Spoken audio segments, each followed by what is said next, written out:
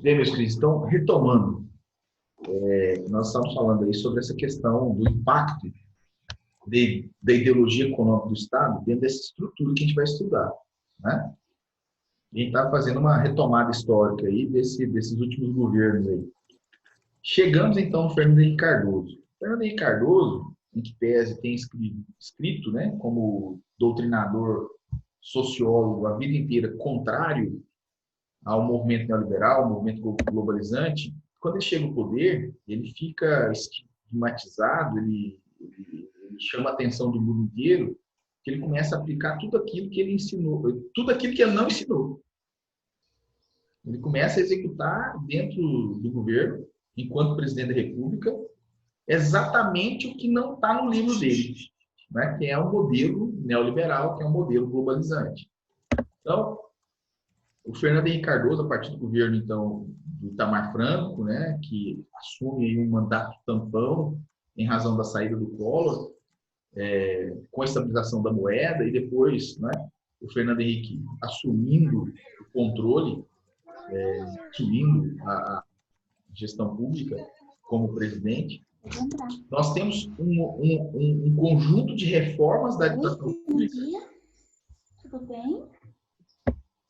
Um conjunto de reformas da administração pública que é conhecido como primeira micro-reforma e segunda micro-reforma, que são as emendas constitucionais número 8 e 9, primeira micro-reforma, e emenda constitucional 19, segunda micro-reforma administrativa no Brasil.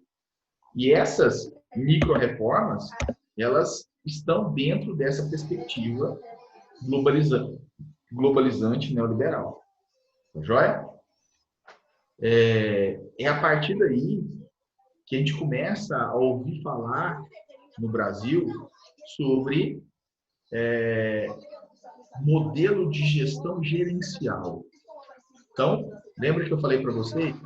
Gente, vou pedir que vocês liguem o microfone aí. Vamos lá, quem está com o microfone ligado? Vocês liguem. Obrigado. Vocês liguem. Aí, a qualquer momento vocês podem parar a aula, tá bom? Para perguntar. A qualquer momento pode ligar o microfone e perguntar, tá bom? Então, o Fernando Henrique Cardoso, com essas micro-reformas, ele traz para o Brasil, né, um modelo de gestão diferente. Né? Até ali nós vivíamos um modelo burocrático, que lembra quem trouxe para o Brasil? Getúlio Vargas, lá em 1930, a partir de 1930. Tá? E agora, na segunda metade da década de 1990, nós temos uma busca pela mudança desse modelo de gestão, tá? Que é modelo gerencial. É a partir daí que nós começamos a ouvir falar sobre meritocracia. É a partir daí que a gente começa a ouvir falar na administração pública de controle de eficiência, controle de resultados. É a partir desse momento da primeira e da segunda micro-reforma administrativa. E essas micro-reformas, elas vêm mostrar essa ideologia econômica de Estado nova. Quando? Andressa, faz um favor para mim, Andressa Lobo. Pega a Constituição Federal aí. Peguem aqueles que tiverem, fácil, aí a Constituição Federal. Artigo 173 da Constituição Federal. Artigo 173. O artigo 173 ele foi alterado pela segunda micro-reforma. Ele foi alterado pela emenda constitucional 19. Não é isso que está aí, Andressa? Alterado pela emenda constitucional 19? Quem achou? Não é isso? Então, a emenda constitucional 19 é a segunda micro-reforma. E olha a alteração que ele traz no artigo 173. Andressa, você vai ler para nós? Pode abrir seu microfone. Você vai ler para nós o artigo 173 caput, o nosso inciso 1º, perdão, parágrafo 1º e inciso 2. Então, você vai ler o caput, o parágrafo 1º e o inciso 2. Vai ler tudo para nós. Ressalvados os casos previstos nesta Constituição, a exploração direta de atividade econômica pelo Estado só será permitida quando necessária aos imperativos da segurança nacional ou a relevante interesse coletivo, conforme definidos em lei. Ótimo. A lei... Olha só. Parágrafo 1º. Vamos, só um minutinho, Andressa, obrigado. Olha aqui, ó, ela já vai ler o parágrafo primeiro e o inciso 2. O que está falando aí, nesse artigo 173? Perceba, o Estado ele deve atuar em qualquer coisa na economia. O Estado está livre para desenvolver qualquer tarefa econômica. É isso que fala aí? Vocês conseguiram perceber que o artigo 173 ele limita a atuação do Estado na economia? Ele é um limitador da atuação do Estado na economia. Lê a primeira parte de novo, por favor, Andressa. E aí você já pode emendar aí no parágrafo 1º, inciso 2. Ressalvados os casos previstos nesta Constituição. Ou seja, limitou, né? Limitou. Não é qualquer atividade econômica. Então, já mostra claro aí que o Estado brasileiro, pelo menos constitucionalmente falando, tá? Constitucionalmente falando. Na prática, a gente não encontrou isso nos últimos 30 anos, não. Muito não. Mas, pelo menos constitucionalmente falando, mudou a ideologia econômica. Opa, peraí. O Estado não é um Estado interventor, ou não deve ser um Estado interventor. Certo? Vamos lá. Parágrafo 1º. A lei estabelecerá o estatuto jurídico da empresa pública, da sociedade de economia mista e de suas subsidiárias que explorem atividade econômica de produção ou comercialização de bens ou de prestação de serviços, dispondo sobre. Inciso 2º. A sujeição ao regime jurídico próprio das empresas privadas, inclusive quanto aos direitos e obrigações civis. Olha só, esse segundo aí. Comerciais, trabalhistas e tributários. Olha só, o que ele está falando aí? Primeira coisa, no caput. O Estado não deve atuar em qualquer coisa na economia. Aí no inciso 2. E se for atuar, quando atuar, essa empresa estatal está equiparada à iniciativa privada. É isso que ele fez no inciso 2. Uma empresa estatal está em pé de igualdade com as empresas da iniciativa privada. Lê de novo o inciso 2. Por favor, Andressa. A sujeição ao regime jurídico próprio das empresas privadas, inclusive quanto aos direitos e obrigações civis, comerciais, trabalhistas e tributários. Isso aí o Estado virou e falou assim, olha, peraí, se nós estivermos atuando na economia, é em pé de igualdade com a empresa da iniciativa privada. Se eu der um benefício tributário ao Banco do Brasil, eu só posso dar o benefício tributário ao Banco do Brasil se eu der também ao Itaú, ao Santander. Se eu der um benefício de outra ordem à Caixa Econômica Federal, que são empresas estatais, né? Banco do Brasil, Caixa Econômica Federal, são empresas estatais, esse benefício também tem que chegar às demais empresas do setor privado. Está igualando aí, ó, as condições. Por quê? Porque, teoricamente falando, o Estado não deve atuar na economia criando desigualdades, criando superempresas. Falando isso. Professor, aí nesse caso que o senhor falou, aí serve só para as empresas do mesmo ramo ou seria, no caso, geralzão mesmo, para todas as empresas privadas?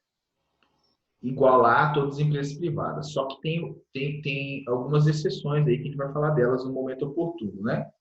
Tem algumas empresas, uma delas está aí na moda agora, né? Voltou a ser discutida ela. Por exemplo, a Empresa Brasileira de Correios e Telégrafos, tá? Os Correios. Os Correios, gente, ele não segue bem o que está aí no inciso 2, não. Por que não?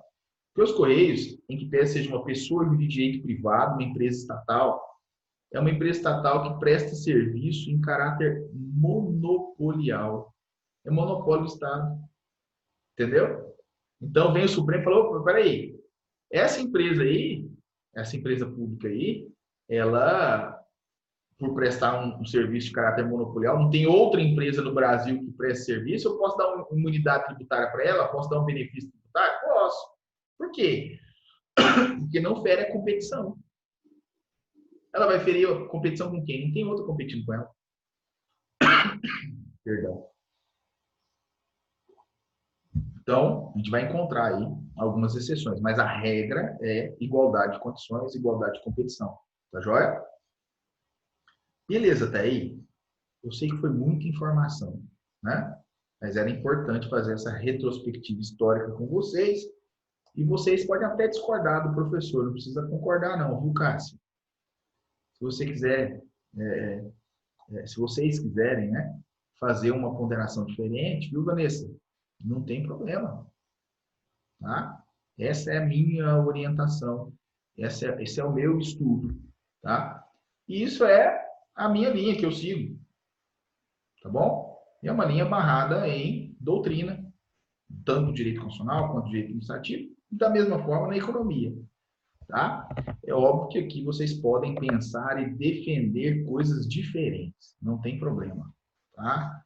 O professor aqui, ele tenta passar o que ele acredita como correto, mas sem vincular vocês à minha opinião. Quando for uma questão puramente de direito administrativo, aí é diferente. É diferente. Mas como envolve questões econômicas, né? E aí, ideologia econômica de cada um tem a sua liberdade para pensar diferente. Em que pese eu não tenha ainda demonstrado e nem falado aqui qual é a minha ideologia econômica. Qual é a minha ideologia econômica, eu só fiz uma retrospectiva histórica, né? Mas, de qualquer forma, fiquem tranquilos quanto a isso. Tá bom? Está excelente, professor, a aula. Tá joia, então. Obrigado, Cássio. Vamos lá. Então, meus queridos, continuando aí dentro desses conceitos, nós temos ainda 2 pontos a enfrentar com vocês na aula de hoje. Descentralização política é um ponto que a gente tem que enfrentar. Descentralização política. Descentralização política, meus queridos, não é matéria do direito administrativo, na verdade. A descentralização política é matéria do direito constitucional, que nós vimos lá no direito constitucional 2. Tá? Quando? Quando a gente fala sobre a estrutura do Estado brasileiro. Aqui nós estamos falando da estrutura da administração pública. Mas a descentralização política, ela é estudada quando nós falamos sobre a estrutura do Estado. Como que é o Estado brasileiro? Qual que é a estrutura do Estado brasileiro? Né? Nós seguimos um modelo federado. E isso traz uma característica. A grande diferença do modelo federado e dos Estados unitários é que no modelo federado, ele é composto por 2 ou mais pessoas jurídicas de direito público interno. No Estado unitário, não, é só um. Né? Então, aqui no Brasil, nós vivemos uma federação. Federação composta por 4 modalidades de entes federados. Quais são as modalidades?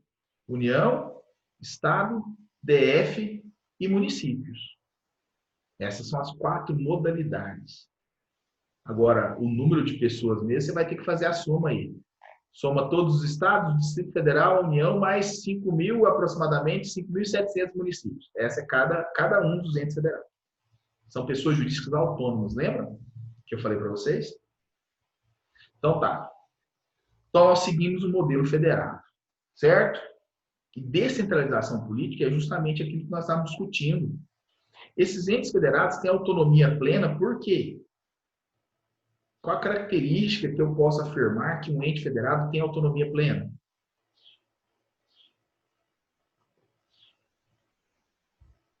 Qual a capacidade constitucional que ele tem?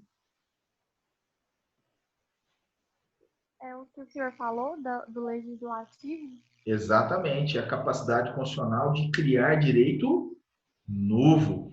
Os entes federados possuem autonomia plena, por quê? Porque eles possuem o órgão do legislativo, que cria direito novo.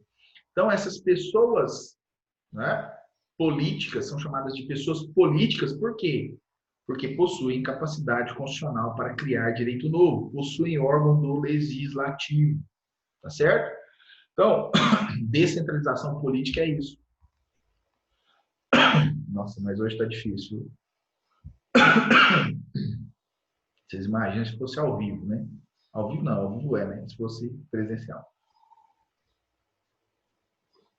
Gente, olha aqui. Outra pergunta que é corriqueira quando se fala em descentralização política.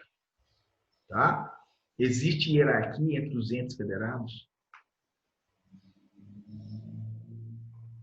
Não. Um fez assim, outro fez assim. E aí? Existe hierarquia? A Vanessa Gomes já falou, não. Né? Não existe hierarquia. Por que não existe hierarquia segundo a maior parte da doutrina majoritária? Tá?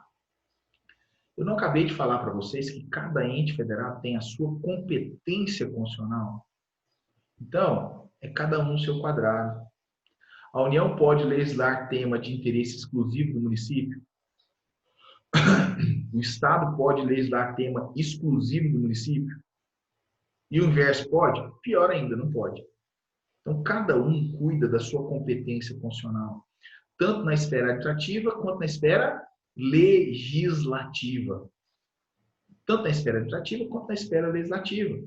Cada ente federado cuida da sua competência. Se cada um cuida da sua competência, não há que se falar em hierarquia. Isso foi confirmado, reafirmado várias vezes agora durante a pandemia, em especial pelo Supremo Tribunal Federal. Né? O Supremo vem e falou, peraí, os municípios e os estados também têm competência, né, para tratar da questão de saúde. E realmente tem, para mim está acertado. O Supremo, nesse aspecto, foi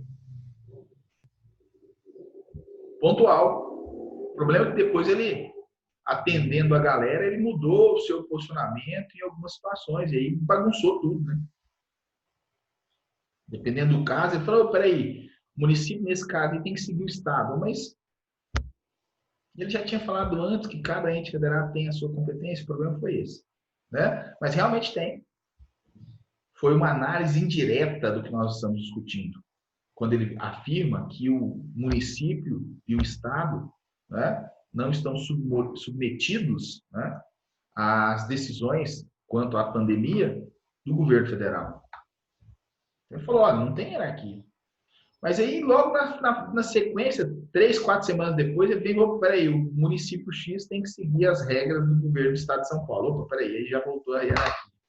Né? Então, ficou confuso. O problema foi esse. Ficou muito confuso. Parece que foi uma análise estritamente política mesmo. Né? Quando era para defender uma ideia, o município estava vinculado ao Estado. Quando não era para defender uma ideia, aí o município podia fazer o que ele quisesse, o Estado podia fazer o que ele quisesse em relação ao governo federal. E é uma crítica mesmo ao Supremo, ficou confuso. E a última análise sobre isso foi do município, salvo melhor juízo, não sei se foi, o último, não sei se foi de Guarujá ou se foi de Pirinópolis. Pirinópolis aqui teve que, né, ir ao Supremo em relação a essa questão aí. Né? Quem é de Pirinópolis aí deve ter acompanhado mais de perto o professor José Rodrigues, que é procurador do município, tendo que ir ao Supremo discutir essa questão. Mas, de qualquer forma, né, não existe hierarquia. Existe hierarquia o quê? De interesses. Abrangência de interesses. O interesse mais abrangente deve prevalecer sobre o interesse menos abrangente. Isso é hierarquia. Isso é o que é defendido pela maioria da doutrina. Então, é óbvio que o interesse mais abrangente é da União. Então, o interesse mais abrangente da União deve prevalecer sobre o interesse menos abrangente do Estado. O interesse mais abrangente do Estado deve prevalecer sobre o interesse menos abrangente do município. Isso é questão de interesse. Tá? E aí, não tem como fugir dessa hierarquia de interesses. Mas não confundam hierarquia de interesses defendida por José Afonso da Silva com hierarquia entre os entes federados. Aqueles que defendem a hierarquia entre os entes federados aí falam assim, opa, peraí, É óbvio que existe uma hierarquia, aqueles que defendem, tá? Que são minoria. Por que existe hierarquia? Porque a União pode intervir no Estado, o Estado pode intervir no município, então é óbvio que existe hierarquia, gente. Não pega a exceção para ficar como regra, não. A intervenção do Estado no município, a intervenção federal em um Estado, é um remédio constitucional de reequilíbrio da federação. É exceção da exceção. É um ato político de controle e sustentação da própria federação. Isso é exceção. Não quer dizer que existe hierarquia por causa disso. Tá? Beleza? Bom, outro ponto importante. Professor, Oi, Cássio. a respeito desses aspectos, até porque não existe hierarquia, porque cada município eles tem sua própria constituição. Eles não seguem, né, a constituição do outro município. Eles só têm que observar a Constituição Federal. Espera aí só um pouquinho.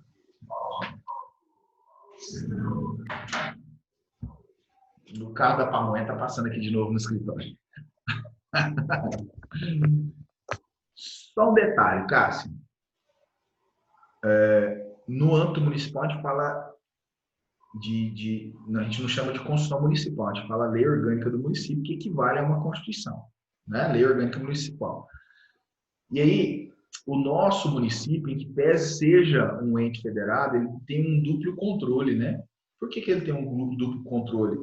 Ele tem que seguir as regras da Constituição Estadual no que couber, né? E tem que seguir as regras da Constituição Federal também no que couber. Mas isso não quer dizer que a atuação dele específica, ele vai ter que subordinar a vontade política do governador ou do presidente. Por isso que não tem hierarquia. Está certinho na sua reflexão. Então, quando a gente fala de município, nós temos a lei orgânica do município. Ele segue a sua lei orgânica. Cada município tem uma.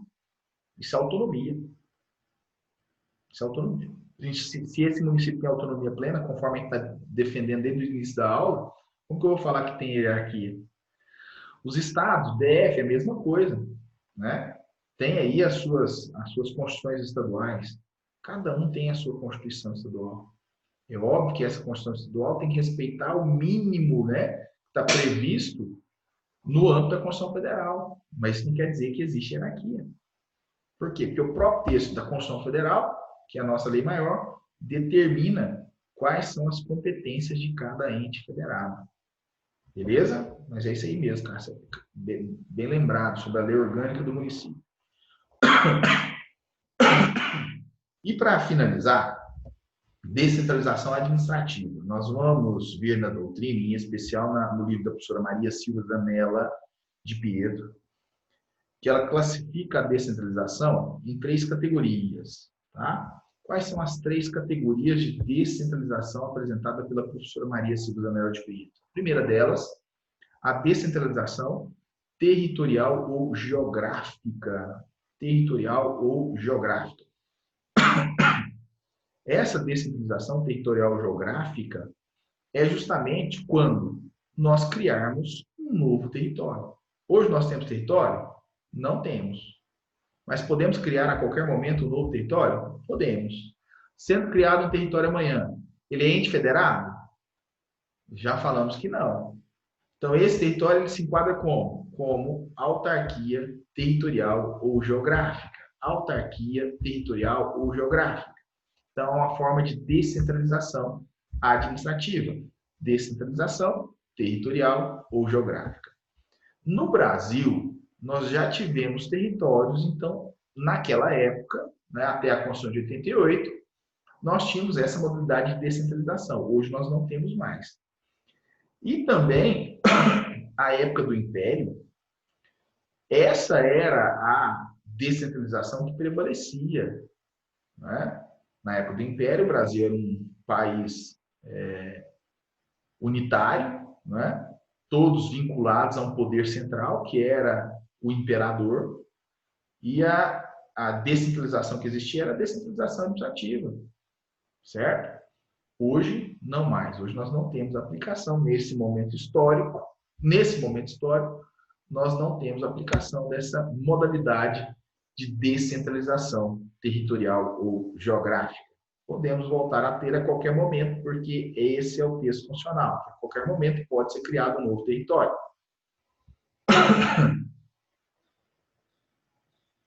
A segunda forma, apresentada pela professora Maria Silvana de Pietro, é a descentralização por serviço funcional técnica. A descentralização por serviço funcional técnico é justamente essa que nós estamos discutindo, da administração indireta, né? E nós vamos estudar ela quase que um mês inteiro aí. Ficar falando sobre descentralização indireta, quase que um mês inteiro falando sobre ela. Descentralização, administração indireta, descentralização por serviço funcional ou técnica. Ocorre quando? Quando o ente federado cria uma pessoa jurídica nova e transfere a essa pessoa um serviço descentralizado, um serviço especializado. Banco do Brasil, Caixa Econômica, Petrobras, Correios, as autarquias, as fundações, as associações são entidades que compõem essa descentralização por serviço funcional ou técnica. Certo? Então, descentralização por serviço funcional técnica é aquela onde o ente federado cria uma pessoa jurídica nova. Então, o ente federado está criando uma pessoa jurídica nova e transferindo a essa pessoa jurídica um serviço especializado. Ok? E aí são esses exemplos aí. Ancine, Anvisa, né? Banco do Brasil, Caixa Econômica Federal, são esses exemplos. E, por fim, descentralização administrativa por colaboração. Descentralização administrativa por colaboração. Como que funciona essa modalidade?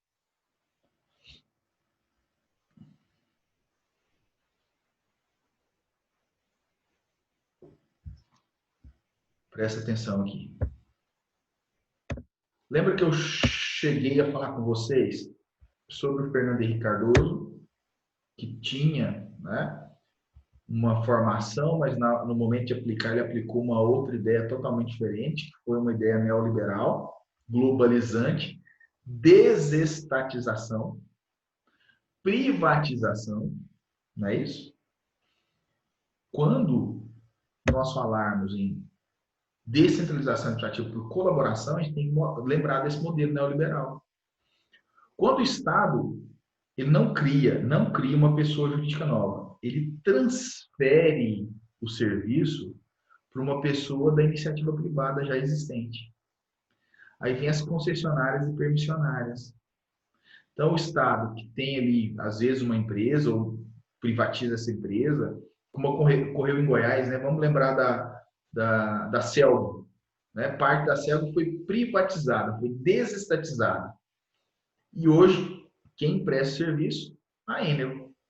Então, a Enel, enquanto pessoa jurídica de direito privado, que integra a iniciativa privada, a empresa italiana, está prestando serviço. Ela que presta serviço hoje. Então, a descentralização administrativa, sim, por colaboração. O Estado vendeu parte da Celg e essa empresa que comprou não queria sucata Celg. Ela queria prestar o serviço. Ela quer prestar o serviço. Certo? Então, isso é descentralização por colaboração. Um grande exemplo de descentralização por colaboração que aconteceu no Fernando Henrique Cardoso foi a descentralização das telecomunicações. Né? Hoje, nós estamos falando em aula remota, do jeito que nós estamos aqui, foi justamente graças à descentralização que ocorreu lá na década de 90, das telecomunicações. Outra coisa que vocês não vão lembrar, né? A maioria aqui não vai lembrar. Como é que funcionava até a década de 90? Né? Eu queria comprar uma linha telefônica. Como é que funcionava? Vocês não sabem. Eu entrava numa fila de espera de 8, 9, 10 meses, 1 ano, 2 anos. E quando a linha chegava no meu bairro, eu esperava mais uns 6, 8 meses para ter instalada né, a linha fixa de telefone no meu bairro, por uma empresa estatal. E eu pagava uma fortuna para ter aquela linha em casa. Por que eu pagava uma fortuna? Porque eu tinha que comprar ações daquela empresa estatal. Certo? Era assim que Porque não tinha concorrência também, né? não tinha concorrência, isso mesmo. Né, Vanessa? Hoje nós reclamamos e temos que reclamar da Oi, da Vivo, da TIM, temos mesmo, nós somos consumidores. Mas, meus queridos, vocês não sabem o que era telecomunicação na década de 90 e início dos anos 2000, não. Vocês não têm ideia do que era. Você enfrentava uma fila ali no centro de 2, 3, 4 quarteirões para fazer inscrição de pleito de uma linha telefônica. Era tão caro na época a linha telefônica que tinha gente que vivia de aluguel de linha telefônica. Hoje é inimaginável, né? Isso. Mas tinha gente que tinha 10, 15, 20 linhas e alugava a linha telefônica por um salário, meio salário mínimo. De tão caro que era. Então, o que aconteceu? A telecomunicação, como vários outros serviços públicos, continuam sendo serviços públicos, passaram a ser prestados pela iniciativa privada. De que forma? Pela privatização. Tá? E depois a gente vai discutir mais isso, que tem muita coisa para a gente falar ainda. Mas, por hora, eu vou abrir aí, pedir para que vocês abram os microfones aí para a gente fazer as perguntas. Para que vocês possam fazer as perguntas.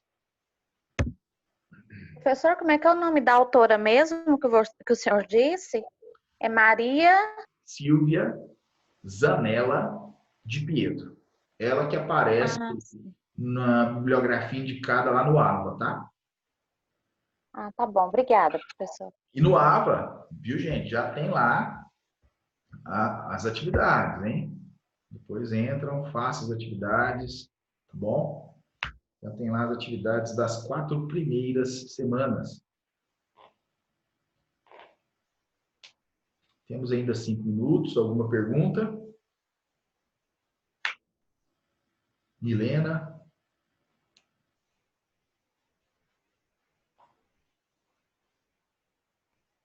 Professor, Fala, Vanessa. se no decorrer do estudo surgir dúvidas, porque surge quando a gente começa a estudar sozinho. Sim. Pode mandar essa pergunta, pedir essa pergunta onde? No grupo, pode mandar no grupo. se enviar no grupo WhatsApp, WhatsApp. responde. Pode mandar no WhatsApp. É mais rápido para a gente responder. O WhatsApp, a gente está com ele na mão toda hora, né? Tá bom, obrigada. Sem problema. Professor, Oi.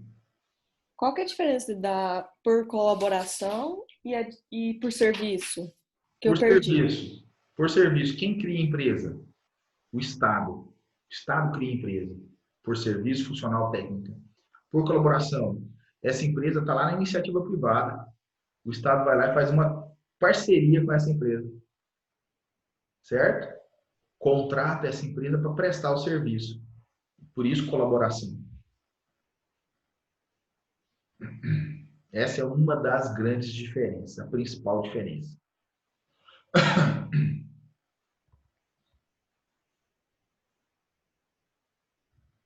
Alana, dúvida?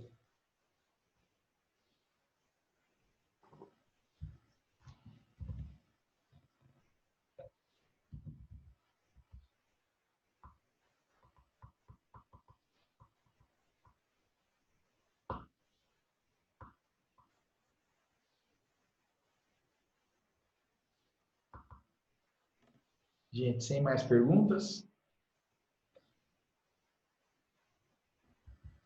Tranquilo? Então, ó, dentro da possibilidade de vocês, leiam, né,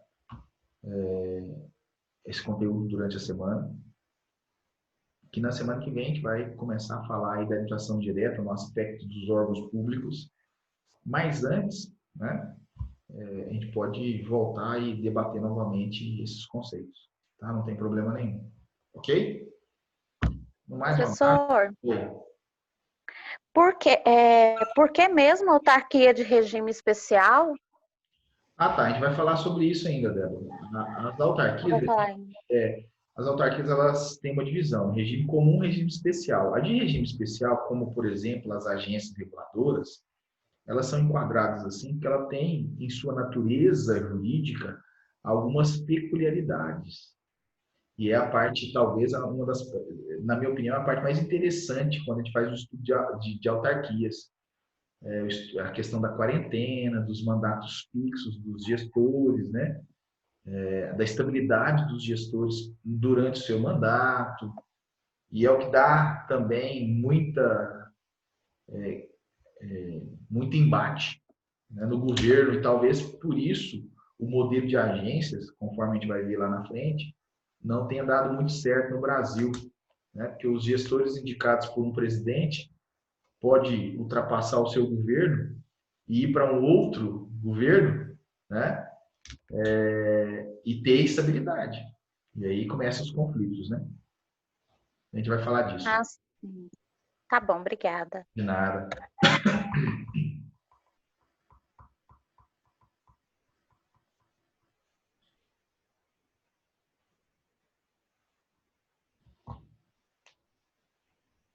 Sem mais perguntas? Então não deixem de passar pelo AVA, hein, gente?